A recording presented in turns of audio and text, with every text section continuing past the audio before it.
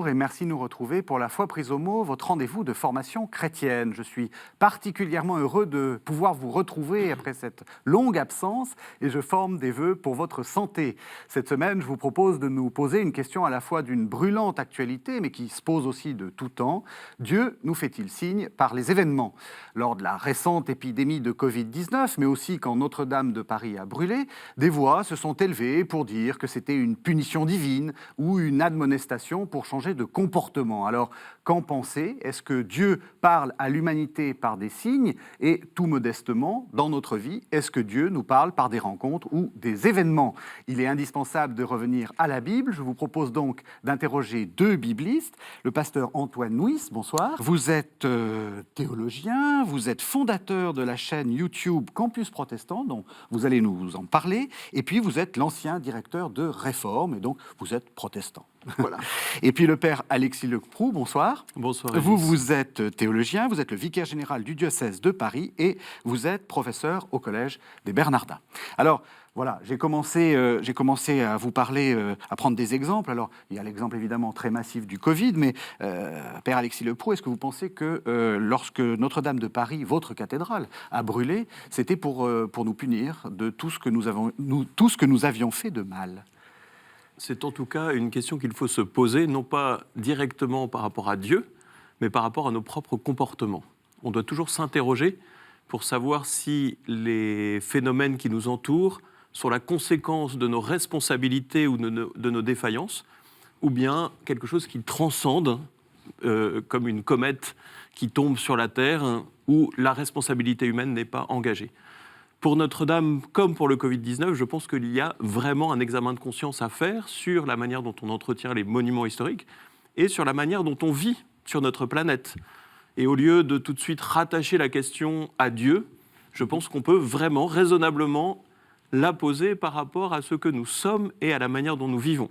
Donc il y a, je pense, quelque chose de l'ordre du réveil de la conscience nécessaire pour savoir si, comme quand on casse la vaisselle, elle est tombée parce qu'il y a eu un tremblement de terre, ou si c'est parce qu'on l'avait mal rangée et que l'étagère s'est écroulée parce que nous avons été trop orgueilleux ou trop négligents. Même question, est-ce que pour vous aussi, peut-être que Notre-Dame de Paris, ça ne signe pas le châtiment des protestants, mais est-ce qu'il faut s'interroger ? Alors, s'interroger toujours. Par définition, hein. Mais moi, je reçois très bien ce qui vient d'être dit. J'ai le sentiment, moi, je ne suis pas à la place de Dieu, je ne dis pas Dieu fait pas, ça c'est peut-être en dehors de ma compétence. Ce qui est de ma compétence, c'est d'écouter ce qui se passe et en quoi ce qui se passe interroge ma façon de vivre, ma façon d'être, ma façon de me comporter. Et il me semble qu'il y a quelque chose de... Puisqu'on est là pour parler des Écritures, il y a quelque chose qui parcourt les Écritures, c'est ce qu'on appelle le changement de comportement ou la conversion, et qui est en quoi est-ce que quel changement de comportement, à quelle conversion un événement m'appelle-t-il ? Donc comment est-ce que je dois m'interroger sur ce qui m'arrive là ? À quoi est-ce que ça m'appelle et comment est-ce que je vais essayer de le traverser en tant que témoin de l'Évangile. Qu'est-ce que l'Évangile me dit à travers ce qui m'arrive ? Et c'est vrai des événements difficiles, mais on peut dire exactement la même chose par rapport aux grandes grâces, aux grandes bénédictions que nous recevons. Enfin, je dirais, c'est... à quoi est-ce que ça m'appelle ? Eh bien, il me semble que c'est une question qui est toujours utile et féconde de se poser. Du coup, est-ce qu'on peut dire que Dieu parle dans l'histoire ? Moi, je suis convaincu que l'histoire est un grand discours que nous écrivons avec Dieu.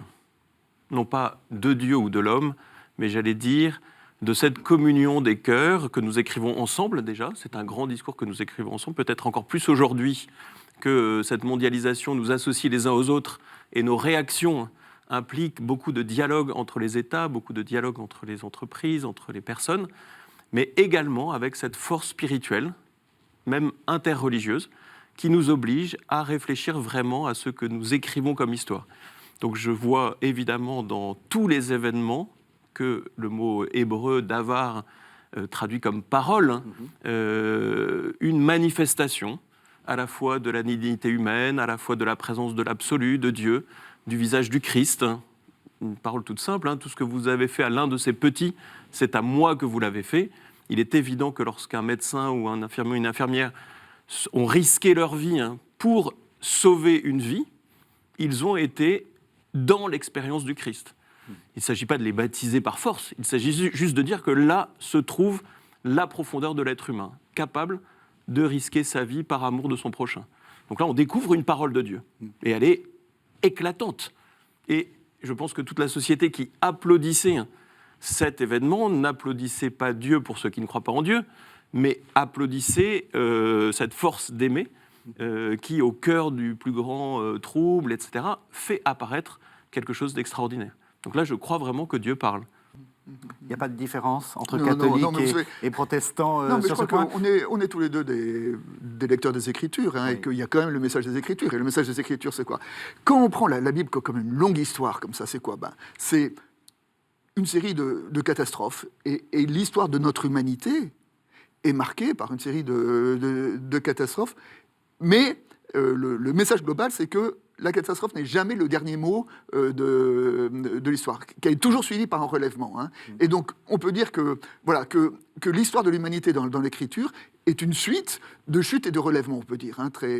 Voilà. Eh bien, aujourd'hui, on est en train de vivre quelque chose qui est une catastrophe, une grande, une petite, ça, l'histoire le dira avec un peu de recul, et que la question qui vous est posée à ce moment-là, c'est comme je disais tout à l'heure, dans ce temps-là, qu'est-ce que l'Évangile nous appelle? Et puis deux, de croire que la catastrophe n'est pas la dernière parole dite sur notre humanité, mais qu'elle sera suivie d'un relèvement, et que nous avons besoin d'y croire, et que nous avons besoin de le travailler. Alors, ouvrons la Bible. Est-ce qu'on peut faire un peu l'historique de ces catastrophes, mais aussi moments heureux? Ce qui est quand même frappant, c'est que le moment dont on se rappelle tout le temps, et y compris juifs et chrétiens, c'est le moment heureux de la libération d'Égypte. Donc, Dieu ne parle pas toujours par des horreurs. En tout cas, la libération d'Égypte, elle s'est traduite par 10 signes très durs Pour les Égyptiens. pour les Égyptiens, mais aussi pour les Hébreux, qui étaient dans le même écosystème. Oui. Et elle a été suivie par 40 ans de désert. Ça s'est un peu mal passé. Et Voilà, ils avaient c'est mal soif et passé. Ça n'a pas été un l'hydrose, quoi. C'est vrai. Donc ça montre quand même que toute libération, c'est-à-dire que dès qu'il y a oppression, il doit y avoir libération. Et l'oppression qu'on traduit par le pharaon qui opprime les Hébreux pour faire des pyramides, c'est une oppression économique qui devient finalement une oppression humaine de l'esclavagisme. Et on voit bien que toute la Bible, c'est de dire « je ne peux pas laisser mon peuple opprimé, je ne peux pas laisser ces pauvres être esclaves des autres dans des usines à travailler des heures et des heures pour que d'autres aient du confort ». Donc là, on est pour moi dans le grand scénario global de la Bible. Dieu ne supporte pas qu'on opprime les petits et les fragiles. Et donc, dès qu'il y a une oppression quelque part, il y a ce qu'on appelle une intervention contre les puissants pour les renverser de leur trône. Et donc, les 10 plaies d'Égypte rappellent cette espèce de bataille de Dieu qui, à travers les éléments de la nature, à travers les éléments de l'écologie, à travers les crises économiques, bouleverse les puissants pour leur dire « attention à votre savoir et votre pouvoir », parce que vous ne le mettez plus au service du bien commun. Et donc, il y a des gens qui crient, il y a des gens qui ont faim, il y a des gens qui ont soif.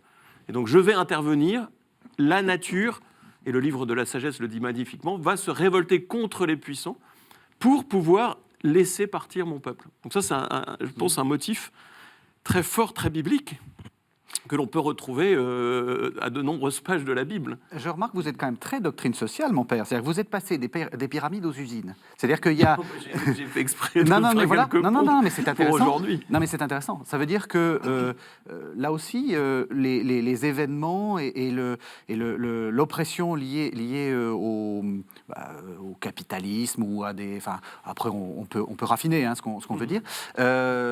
C'est aussi un signe qu'il faut, je veux dire, pas forcément les catastrophes, mais le fait que les peuples soient opprimés, etc. C'est un signe qu'il faut changer les choses. C'est évident qu'on ne peut pas considérer digne de la personne humaine d'avoir un surinvestissement à la fois médical, éducatif, économique pour quelques millions de personnes ou quelques dizaines de millions et de laisser des milliards de personnes sans eau, sans électricité et sans soins. Ça n'est pas possible. Et le pape François ne cesse de rappeler que toute personne humaine a la même dignité. On est tous enfants d'un même père, On est tous créatures à l'image de Dieu, et les créatures qui nous entourent méritent aussi d'être protégées. Et donc, on doit s'associer pour se protéger ensemble, et pas au détriment des autres. Et donc, la logique, je dirais, de la fracture sociale entre, par exemple, l'Afrique et l'Europe, entre les espérances de vie, qui sont des questions très profondes. Comment se fait-il que l'espérance de vie soit décalée de 30 ans entre deux continents ? Est-ce que c'est normal ? Qu'est-ce que cette histoire nous dit de cet équilibre entre les êtres humains ? Est-ce qu'on doit continuer comme ça ? Et je pense que cette expérience que nous vivons nous oblige à retrouver vraiment notre sens profond de la personne humaine et de l'égalité de tous les êtres humains entre eux. C'est un peu l'idée aussi de Noé et du déluge, de la sortie d'Égypte et finalement de ce que la Bible dit. La Bible ne cesse de nous dire ça. Vous êtes d'accord avec cette analyse ? Bien sûr qu'on est d'accord. Enfin, je veux dire que il me semble que l'écriture, c'est une grande narration, hein, c'est une grande histoire. Et bien sûr, nous, aujourd'hui, qui vivons en ce début du XXIe siècle, je dirais, comment est-ce que cette histoire, je ne dis pas comment est-ce qu'on va la plaquer à notre actualité, mais comment est-ce qu'elle fait écho, comment est-ce qu'elle résonne, et comment est-ce que le regard que nous portons sur cette histoire change le regard que nous devons porter sur notre actualité.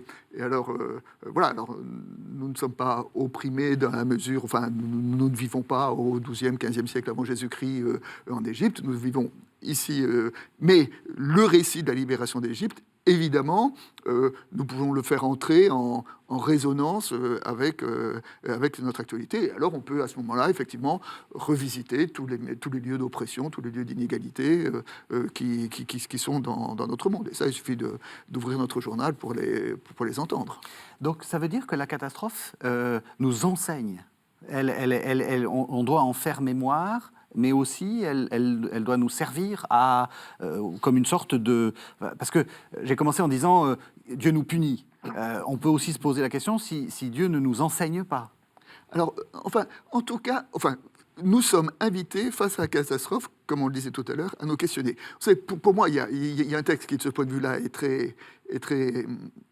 très éclairant, c'est la rencontre de Jésus avec l'aveugle de naissance. Hein. Ah oui, donc, voilà. C'est le texte fondateur pour beaucoup. Hein, voilà. Pour beaucoup. Donc l'histoire, un aveugle de naissance, et les disciples disent pourquoi est-ce qu'il est né aveugle ? Alors qui a péché pour qu'il soit aveugle ?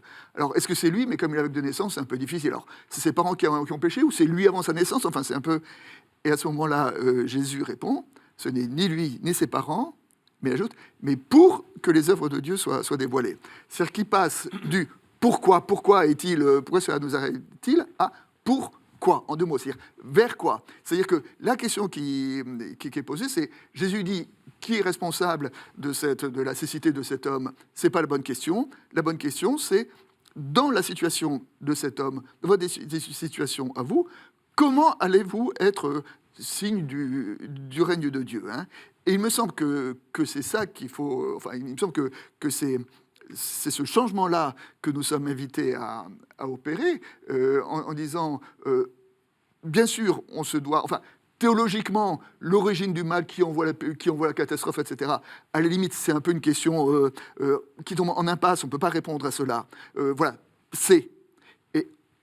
Mais en revanche, la question qui nous est posée, c'est à partir de cela ce qui nous arrive, comment allons-nous être, voilà, pourquoi, hein, c'est comment allons-nous être signes et en quoi est-ce que cet événement interroge ma façon de vivre et comment est-ce que je vais être témoin dans cette circonstance particulière.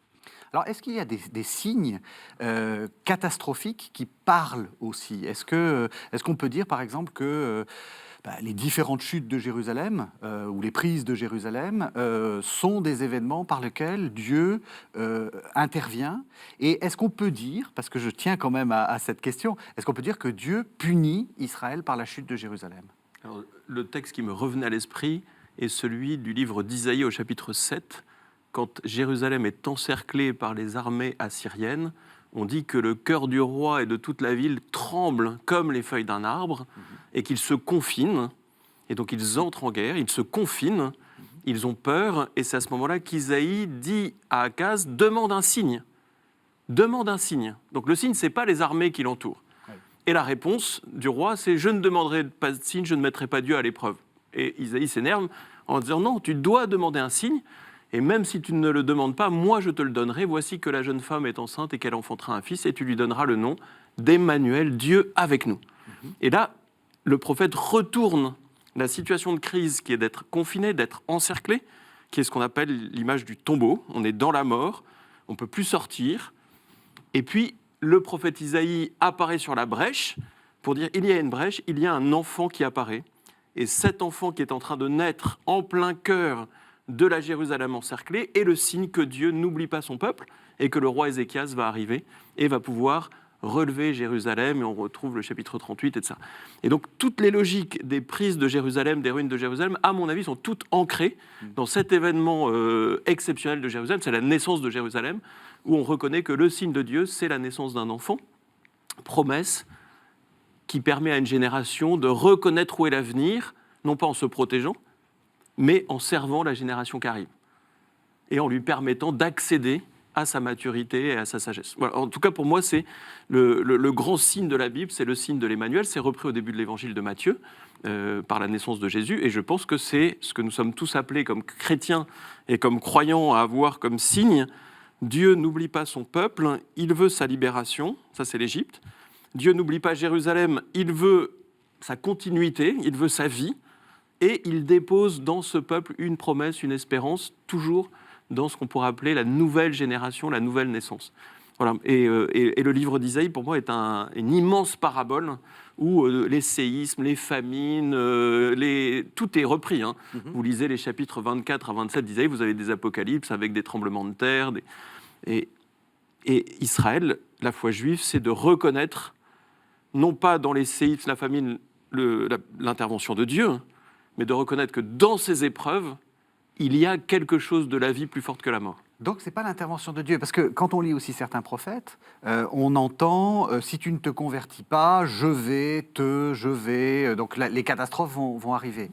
Ce que j'appelle une causalité indirecte. Voilà. C'est-à-dire que Dieu est forcément la cause de tout, donc il est maître du monde. Mais ce n'est pas le cœur, à mon avis, ça reprend ce qu'on disait tout à l'heure, hein, sur Jean 9 avec l'aveugle-né et sur la tour de Siloé au chapitre 13 de Saint-Luc.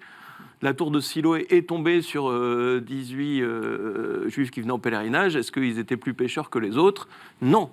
Mais si vous ne vous convertissez pas, il vous arrivera la même chose. Sous-entendu, vous êtes sur pied, vous êtes vivant, devant une catastrophe. Que se passe-t-il dans votre cœur, à l'intime de votre être ? Et si vous croyez que c'est Dieu qui a envoyé la tour pour les punir eux, là, vous êtes complètement à côté de la plaque.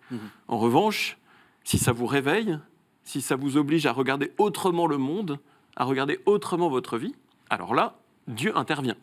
Il suscite votre liberté, il suscite votre engagement, il appelle un regard nouveau.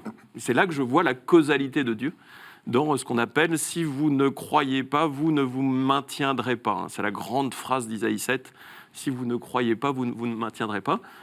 La foi n'étant pas de croire que Dieu est un gros barbu dans les nuages.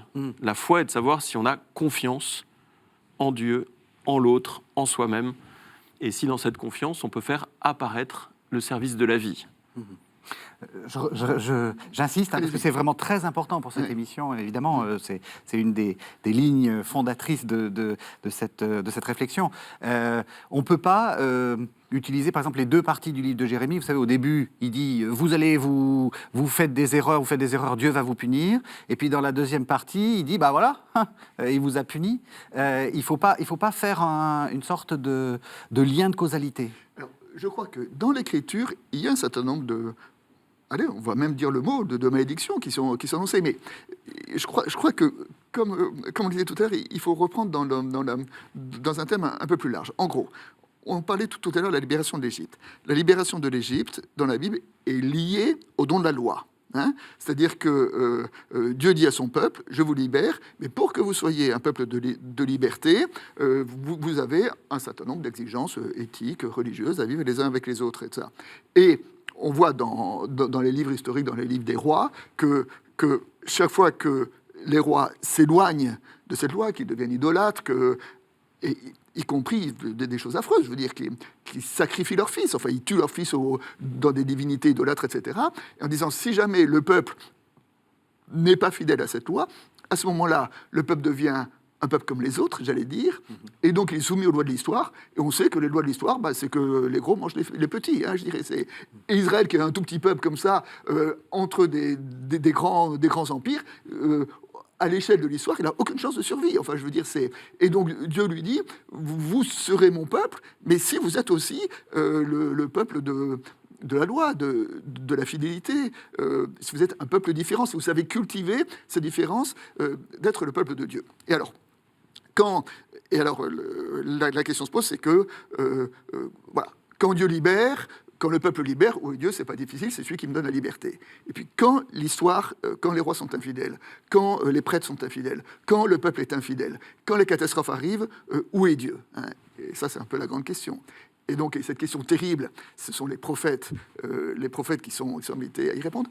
Et le message global des prophètes, c'est que c'est vrai que c'est un avertissement. Si vous ne vous changez pas, la grande catastrophe va vous tomber dessus. Mais ce qui est assez intéressant, et là peut-être pour moi le prophète archétypal, enfin c'est ça, c'est Jonas. Et Jonas, c'est quoi? C'est Jonas qui dit à Ninive, Ninive va être détruite, mais Jonas est envoyé pour annoncer la destruction de Ninive, non pas pour que Ninive soit détruite, mais pour que Ninive se repente et que Ninive ne soit pas détruite. C'est-à-dire que le but de la prophétie, c'est justement le fait qu'elle ne se réalise pas. Moi, j'avais lu quelque chose que j'avais trouvé assez éclairant. C'est Jonathan Sacks, qui est le grand rabbin de Londres, qui était le grand rabbin de Londres. Il disait, la différence entre un oracle et une prophétie, c'est qu'un oracle qui se réalise, c'est un succès. Une prophétie qui se réalise, c'est un échec. C'est-à-dire que la prophétie n'est pas dite pour qu'elle se réalise, mais elle est dite pour que le peuple change de comportement, et justement pour qu'elle ne soit pas dite.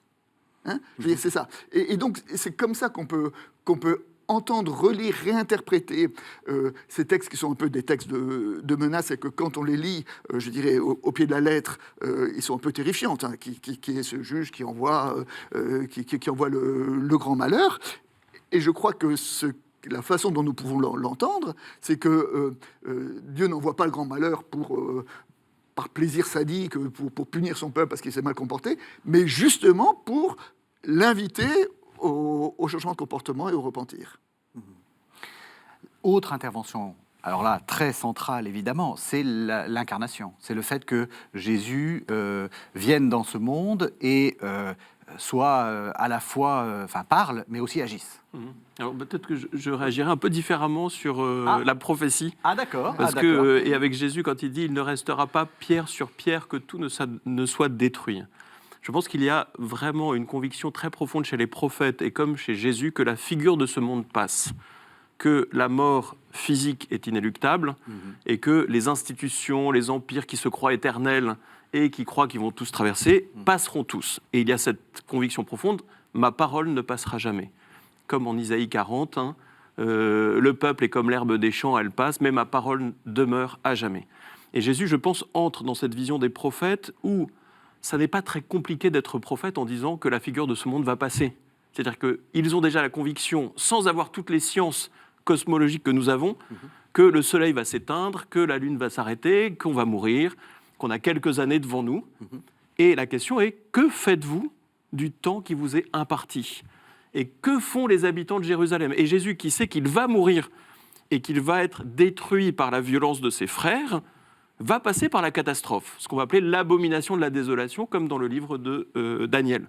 Donc on sait, par l'expérience de l'histoire, que les hommes sont travaillés par le mal, que le monde est blessé par la maladie, la violence, etc., et qu'il y a une porte étroite au milieu de ce, j'allais dire, catastrophisme, c'est tous les genres apocalyptiques, prophétiques, Ézéchiel, Isaïe, ils y sont tous, Daniel, Zacharie, Malachi.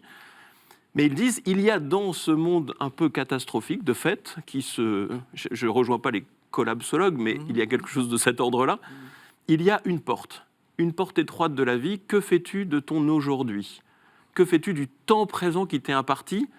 Et es-tu en train de vivre le temps présent comme le signe de la vie éternelle, de la vie plus forte que la mort, de ce qui est vraiment solide ? Et je rejoins la parole de saint Paul, qui est pour moi mon credo, la charité ne passera jamais, qui reprend cette fameuse parole, ma parole ne passera jamais, pas n'importe quelle parole, pas n'importe quel événement, mais quelqu'un qui aime aujourd'hui quelqu'un qui donne sa vie aujourd'hui par amour de ses frères, pose dans l'histoire un acte éternel.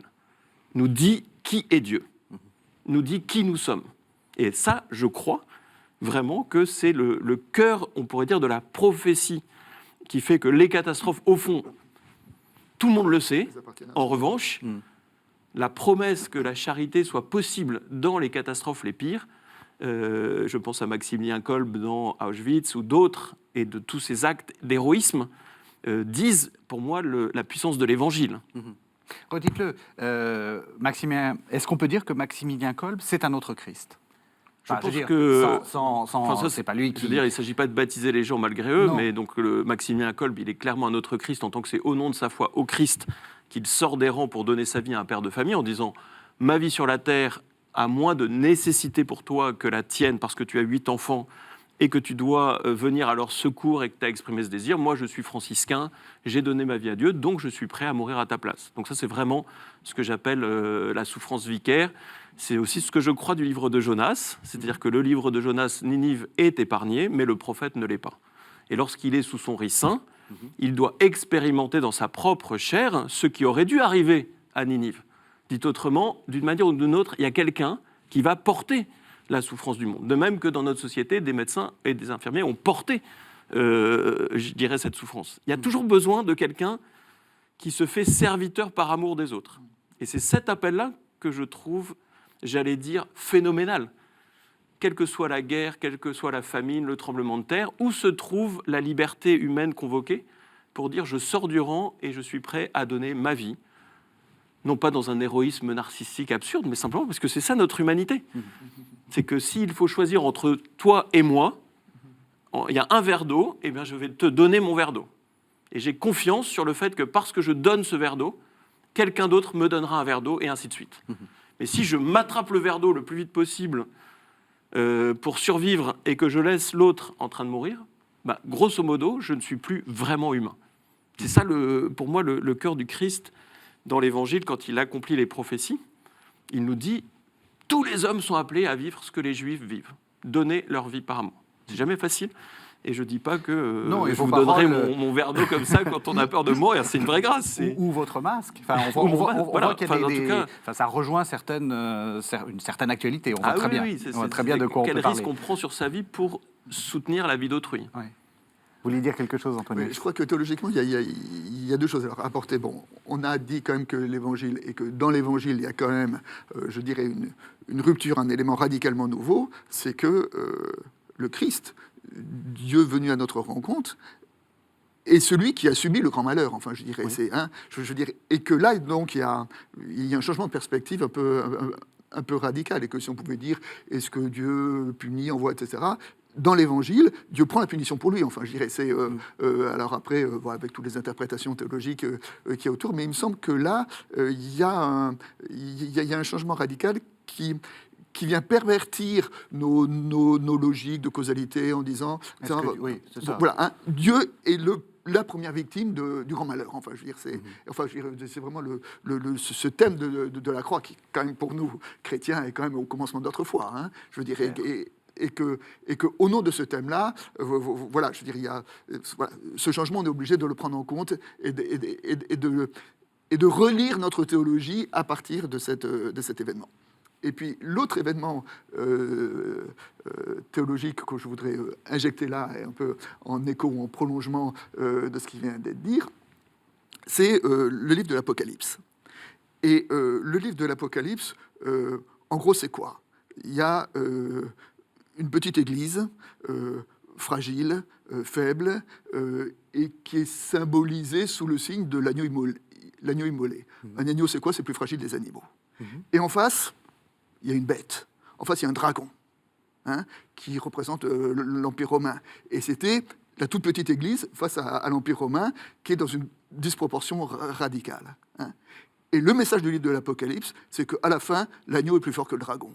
Ce qui est un renversement impensable par rapport à nos catégories, humaines. Et pourtant, aujourd'hui, on est 2000 ans plus tard, on voit que l'agneau est toujours adoré, alors que l'Empire romain, ça fait longtemps qu'il a disparu. Donc, que l'Apocalypse livrait. C'est que la logique de l'agneau est plus forte que la logique du dragon. Hein, ça, voilà. Et bien, c'est un peu ce que vous disiez tout à l'heure avec ces gestes de charité, ces gestes d'espérance, ces gestes de foi, qui peuvent paraître futiles, désuets, ridicules par rapport aux enjeux, aux forces économiques, sociales, politiques de notre monde et tout ça. Mais peut-être la foi, c'est de dire que ces gestes-là sont plus forts que toutes les puissances de notre monde. Et ça, c'est l'Évangile. Il reste la question de pourquoi est-ce qu'il y a un dragon. Parce que c'est vrai que là, un peu avant les catastrophes qui nous ont atteints, on était un peu en disant oui, de toute façon, le mal, ça n'existe pas. Enfin, voilà. Non, mais voyez ce que je veux dire. Pour dire ça, Un petit excusez-moi, côté, non, mais un petit côté, bon, le diable, bof, etc. Il faut. Il y a le mal, le monde est traversé par le mal et par le diable. Non, mais attendez. Alors, même en dehors de toute question de foi. Hein, je veux dire, le mal, le dragon, le diabolique, etc. Il suffit d'ouvrir son journal, il suffit de relire l'histoire. Bon, on vient de terminer il y a quelques années le XXe siècle. Quand on relit l'histoire du XXe siècle, c'est un siècle d'horreur et d'abomination, je veux dire. Et ne pas croire aux forces du mal, c'est se refuser à lire l'histoire. Enfin, je dirais, voilà. Alors pourquoi d'où ça vient, je ne suis pas capable de le dire, parce que je suis capable de le dire, c'est que notre monde est habité par des puissances de mal, et ça, je veux dire, il suffit de lire le journal ou de lire un livre d'histoire pour en être convaincu. Hein. Et puis à ce moment-là, c'est nous, voilà, nous en tant que théologiens, comment est-ce que nous pouvons l'interpréter et comment surtout nous pouvons interroger notre manière d'être, notre manière de penser, face à la puissance de mal qui habite dans notre monde. Est-ce que oui. Non, mais de fait, la grande logique, c'est un petit peu la vision, je dirais, manichéenne des forces du bien contre les forces du mal. Et grosso modo, tout le monde vit en lui-même comme à l'extérieur cette espèce de conflit entre est-ce que le monde a un sens et ce sens est-il bon, ou est-ce que le monde est absurde et les puissances du mal et de destruction sont le moteur de l'histoire. Donc on est en permanence en débat avec ça. Bien sûr. Et la révélation chrétienne, à travers la foi juive, que le Christ a pleinement assumée, c'est de dire qu'il n'y a pas de proportion entre la bonté et le mal. La bonté est raisonnable, la bonté a des raisons, la bonté est explicable, mais le mal n'est pas explicable. Et j'allais dire, la seule façon pour savoir si le mal a une raison, c'est d'aller le visiter. Et je n'encourage personne à rentrer dans l'esprit du diable ou à rentrer dans l'esprit du mal pour savoir ce qui se passe. C'est un ennemi, comme le virus, on n'a pas du tout envie de l'attraper. Comme la jalousie ou l'orgueil, on n'a pas du tout envie de tomber dans ces travers-là. C'est abominable d'être traversé par une rancune permanente. Et donc on est contre ces forces du mal, qu'elles soient physiques ou spirituelles. En revanche, on a cette conviction qu'on expliquait tout à l'heure, qu'il n'y a pas de proportion entre le mal qui est ce dragon et la bonté qui va vaincre ce dragon. Et c'est la conviction profonde que notre humanité est forte, alors même qu'elle apparaît si fragile. Et que les puissances du mal et les puissances de la mort ne seront pas plus fortes que la puissance de la charité. Et notre espérance, on se lève le matin, et vivre une journée de plus, c'est pour expérimenter ça. Et dire, je vais vivre ma journée, quelles que soient les conditions historiques, quelles que soient les conditions, je dirais, télévisuelles, quelles que soient les perceptions qu'on a, parce qu'un petit enfant pendant la guerre de 40 qui était à la campagne, qui jouait dans les champs, et il ne se rendait pas forcément compte qu'il y avait une guerre mondiale. Donc on a des perceptions très différentes. Mais quelles que soient ces conditions extérieures, il y a la possibilité, quand on est un être humain, de choisir le bien et de lui faire confiance, plutôt que de se laisser traumatiser par le mal et de se laisser écraser. Et c'est ça l'alternative qu'on a, à mon avis, plutôt que des grandes élucubrations théologiques pour expliquer le mal, d'où vient le mal. Moi, j'ai décidé depuis 30 ans de renoncer à répondre à cette question. Elle ne m'intéresse pas. Ma seule problématique, c'est comment, dans ma vie et dans notre vie commune, nous allons vaincre cette puissance du mal, qu'elle soit la maladie, encore une fois, toutes les formes possibles. C'est intéressant ce que vous dites, parce que c'est vrai qu'il y a eu, on l'a vu dans cette épidémie de Covid-19, des tentatives de rechercher la cause, le pangolin, la chauve-souris, les Chinois. Ça n'a pas de sens. Enfin, je veux dire, on peut peut-être trouver une cause, mais on ne trouvera pas la raison. Oui, c'est-à-dire que c'est un peu comme toutes les théories complotistes et tous ces, je dirais, aborder l'histoire pour aller essayer de comprendre que c'est un tel ou un tel. Il est évident qu'il faut faire la vérité sur l'histoire. Donc chercher la vérité ensemble, ça c'est une chose. Et c'est évident que si ce virus est une création humaine et que c'est le fruit d'une négligence humaine, comme une catastrophe nucléaire, comme Tchernobyl, peut avoir une cause humaine, il faut pouvoir le dire. Et quand on demande la dénucléarisation du monde, c'est parce que c'est important. C'est-à-dire que c'est dangereux, tous ces trucs. Ça peut nous rendre service un temps, mais à un moment, Oui, c'est dangereux. je veux dire, c'est dangereux. C'est dangereux. Et donc, si vous n'avez pas les moyens de limiter le mal, et donc un laboratoire de virus voilà, on n'a aucune idée aujourd'hui d'où ça vient, mais on doit pouvoir l'analyser. Mais c'est le travail d'experts, de sciences, de juristes, etc. En revanche, dans l'aujourd'hui, pour se confronter dans la petite mesure de nos moyens, je pense qu'il faut quand même renoncer à se prendre trop la tête avec des grandes théories et entrer dans la responsabilité ici et maintenant, qui est formidable. C'est ici et maintenant, ma liberté peut changer le monde. Vous voyez que les catholiques et les protestants sont d'accord, parce que la responsabilité, ça, c'est un mot de Non, protestant. mais complètement. Mais voilà, et je crois que ce qui est très important dans ce qu'il a dit, voilà, c'est qu'il y a la distinction des registres. Hein, je veux dire, alors effectivement, il y a le registre de la rationalité, le registre de la science, et dans ces cas-là, on est tout à fait, je dirais, habité, non seulement habité, mais appelé à essayer, et c'est la dignité de l'humain d'essayer de comprendre, d'essayer d'analyser, d'essayer de repérer quelles sont les causes et quelles sont les conséquences. Et puis il y a le registre de la foi en disant, voilà, face à cela, à quoi est-ce que je suis appelé? Enfin, je veux dire, comment voilà, je disais tout à l'heure, être témoin de l'Évangile. Et à ce moment-là, effectivement, il faut, à ce moment-là, rentrer dans le registre de la foi, qui est dans le registre biblique qu'on a évoqué tout à l'heure. Et à ce moment-là, ce que nous dit la Bible, effectivement, c'est ne t'intéresse pas trop aux origines, parce que dans les origines, il y a quelque chose qui nous échappe, il y a quelque chose qui ne nous appartient pas. Mais, je veux dire, la Bible ne nous dit pas tout de notre monde. Elle nous dit ce que nous avons besoin de savoir pour vivre.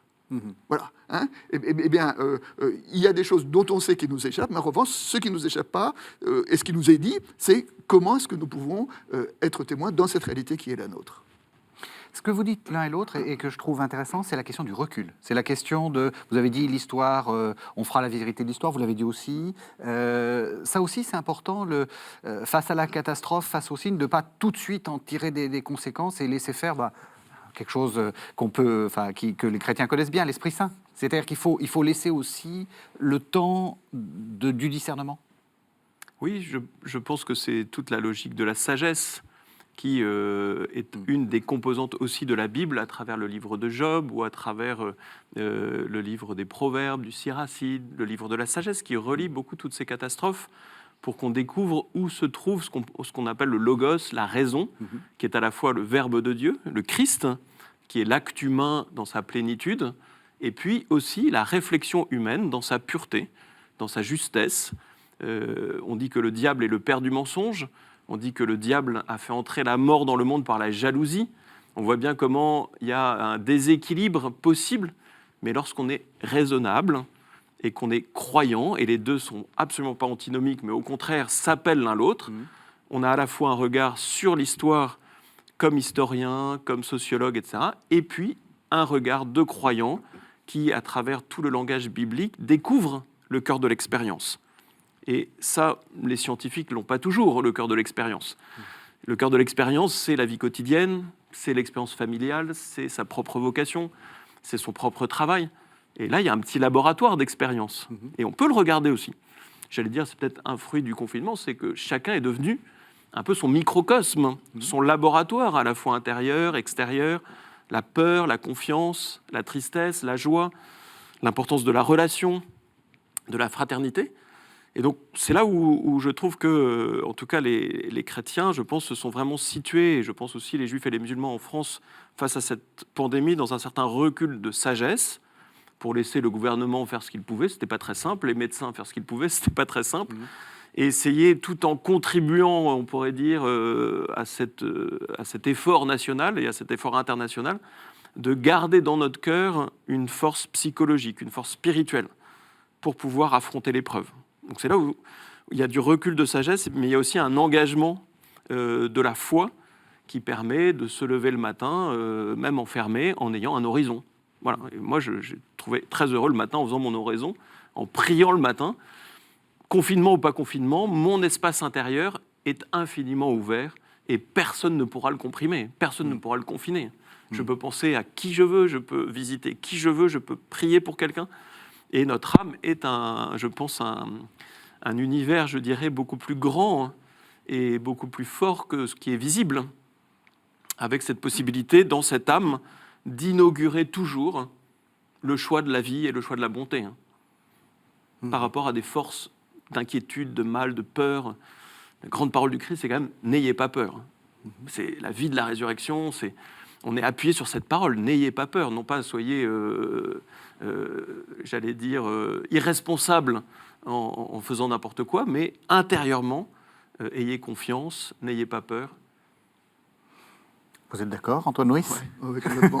Non, mais évidemment, je veux dire, enfin, évidemment, pardon, mais... je sais pas, et de savoir aussi, je veux dire, la question, on parlait tout à l'heure de la puissance du mal et des choses comme ça. Vous savez, le grand texte biblique de la confrontation de Jésus avec le diable, c'est le récit des tentations. Et le récit des tentations, c'est le diable, il dit quoi? Il dit « enrichis-toi, transforme ces pierres en pain ». Il dit sois séduisant, jette-toi, que tout le monde t'admire, etc. Il dit sois maître du monde, je t'offre le monde. Ça dit quoi? Ça veut dire que les puissances de mal, pour nous, c'est les puissances d'argent, des puissances de pouvoir, des puissances de séduction. Et on dit, et d'une certaine manière, nous voyons dans notre monde et dans notre environnement, des gens se perdre, des gens renoncer à ce qu'ils ont de plus cher, etc., pour de l'argent, pour la séduction, pour du pouvoir. Je dirais ça. Et la parole de l'Évangile, c'est cette parole totalement paradoxale que de savoir que en renonçant à cela, l'homme ne vivra pas de pain seulement, mais de toute parole. Je veux dire que la parole, l'espérance de l'Évangile peuvent paraître dérisoires, fragiles par rapport à ces grandes puissances, et pourtant, le grand message de l'Évangile, c'est que non, la parole est plus pertinente, la parole est plus forte, la parole est plus importante, la parole est plus porteuse de vie que toutes les séductions dans lesquelles on se laisse emporter. Et bien, d'une certaine façon, c'est cela le chemin de conversion que nous sommes appelés à faire. Et en vivant cela, effectivement, on ne dit pas que le mal n'existe pas, mais on dit qu'on a une puissance spirituelle, j'aime pas trop le mot puissance, enfin une énergie spirituelle, une réalité spirituelle qui nous permet de vivre à travers les malheurs et les catastrophes qui jalonnent notre monde.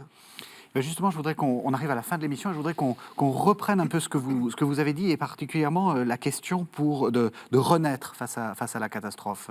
Ça donnera ça mettra un peu de baume au cœur des spectateurs, je pense. Est-ce que la Bible nous donne des leçons de résilience, ou des leçons de, comment on survit à la catastrophe? Est-ce qu'il y a des conseils que la Bible nous donnerait?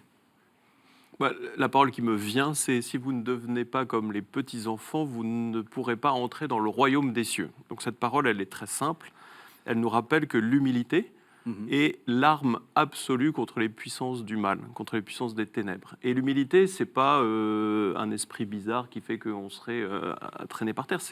C'est la reconnaissance de ses fragilités. Je suis sûr que le gouvernement est plus sage dans ses décisions s'il est dans l'humilité. S'il est dans la toute-puissance, comme on vient de le dire, et dans les pouvoirs de domination et d'orgueil, ses décisions seront plus mauvaises que s'il a plus d'humilité. Et donc, l'idée de naissance et de renaissance, c'est qu'une épreuve nous reconduit toujours, parce qu'elle nous éprouve, à d'abord avoir conscience que d'autres sont éprouvés. C'est-à-dire que donc, le paludisme en Afrique, c'est éprouvant pour des millions d'enfants chaque année. Eh bien, vivre une épidémie en France, ça peut peut-être ouvrir le cœur à des millions d'Européens sur le drame que vit l'Afrique par rapport à des épidémies, par rapport à du paludisme, tout simplement, à la malaria, etc. Donc, avoir plus de compassion, être, on pourrait dire, tous sur le même niveau d'humanité, de fragilité, et par cette humilité, eh bien, d'avoir plus d'intelligence et plus de sagesse, et d'accéder à une force intérieure, à la force de l'Esprit Saint, plus libre, hein, parce que dès lors qu'on est encombré par soi-même, on est moins intelligent que dès lors qu'on est humble et dégagé de soi-même. On écoute mieux le conseil des autres, on intègre mieux la communauté, on intègre mieux le passé et le futur. On n'est pas là à se croire la cuisse de Jupiter qui a tout inventé en inventant le vaccin. Très bien, mais il y en a peut-être d'autres à inventer. Et donc, on descend un peu de notre escabeau. Donc ça, pour moi, c'est une leçon énorme de toute épreuve dans la vie, en particulier de cette épreuve sociale, c'est que nous puissions retrouver le bon sens de l'humilité, de cette bienveillance qui fait que personne n'est tout-puissant dans ce monde et personne n'a tous les savoirs. On est aussi des ignorants, on est aussi des hommes fragiles, y compris le gouvernement, et on a beau distribuer des milliards, il y a un moment où il faut accepter de se retrousser les manches ensemble pour reconstruire un monde. Et c'est ça que je voudrais dire aux plus jeunes. Oui. Ils sont capables de le faire. Je pense aussi que beaucoup de nos téléspectateurs africains, on est beaucoup vus en Afrique, apprécieront votre remarque sur le paludisme, puisqu'il y a des millions de morts par an. Exactement. Dans une indifférence un peu totale. Parfois un peu dramatique. Un peu dramatique, et c'est finalement plus grave que le Covid, d'une certaine façon. Enfin, en tout cas, en termes de morts. On ne peut pas comparer les morts, mais... Oui. Comment est-ce qu'on résiste à la catastrophe ? Alors, d'abord, il y a une chose à entendre, c'est que la catastrophe n'est jamais la dernière parole sur une réalité. Hein. Et j'ai dit en commençant cette émission que la Bible, si on essaye de prendre la Bible comme une grande histoire, qui commence à la création et qui finit à l'Apocalypse, enfin je veux dire pour faire ça, ben c'est quoi ? La Bible, c'est une série de chutes, une série de catastrophes, qui sont toujours suivis d'une suite de relèvements. Hein. Alors, c'est la croix, la résurrection, c'est l'esclavage et la libération, c'est l'exil et le retour d'exil, c'est le dragon et l'agneau, enfin, je veux dire, quel que soit, enfin, tout au long, c'est cette même thématique qui jalonne l'écriture, et donc de savoir que ce qui nous arrive, ce n'est pas la fin du monde. Hein, voilà, ça d'abord, et que ça peut être la fin d'un monde, comme on dit, mais c'est sûrement pas la fin du monde, et là, il y a, je dirais, une parole d'espérance, une parole de vie, voilà. Une grande parole, c'est tu choisiras la vie. Hein. Tu choisiras la vie, même quand tu es dans la ténèbre, même que tu es dans la catastrophe, et donc il y a là le thème de l'espérance comme résistance au mal. Hein, voilà. Alors ça, c'est la première chose à se dire, c'est ça aura une fin. Mm-hmm. Hein, voilà. On n'est pas condamné à perpétuellement vivre dans le confinement. Enfin, je dirais, voilà. Ça, c'est la première chose. Et la seconde chose, c'est au nom de cette espérance, qui est une espérance de résurrection, qui est l'espérance de la vie, qui est la parole de vie que Dieu pose sur chacune de nos histoires personnelles et de notre histoire collective, qui se pose sur l'Église. Comment aujourd'hui être agent, témoin de cette vie?